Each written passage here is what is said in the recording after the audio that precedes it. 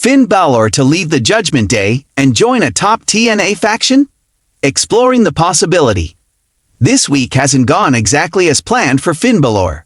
After a long and tedious feud, the Prince came out on the losing end, as his rivalry with Damian Priest finally came to a conclusion. He lost the street fight, and now he must move on to something else. Well, could that something be leaving the Judgment Day to join a top TNA faction? It is certainly a possibility, at least in light of recent news. Last night, it was announced that WWE and TNA had entered a multi-year partnership. This has got a lot of superstars talking, including Finn Balor. The 43-year-old recently responded to a tweet from Brian Myers, a member of the popular TNA faction, The System. Myers responded to the news of TNA and WWE's partnership by mentioning Finn Balor on X, Twitter. He jokingly wondered if he and Balor could still ride together, hinting at the idea of a partnership. Balor in turn responded, claiming he already has the car pulled up front. All this playful banter has many wondering if the two could join forces. However, why stop there? Balor isn't exactly pleased with the Judgment Day right now and could leave them for the System.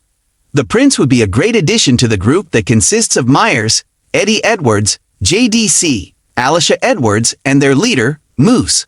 Of course, this partnership is limited to NXT stars, but it cannot hurt to speculate. Finn Balor had an interesting response to his loss to Damian Priest. As mentioned earlier, this has been a week for Finn Balor to forget. After all, he lost his street fight to Damian Priest, that too, in embarrassing fashion. Since then, the WWE Universe has been waiting to see how the Prince responds. He has shared his reaction, although it is somewhat unexpected.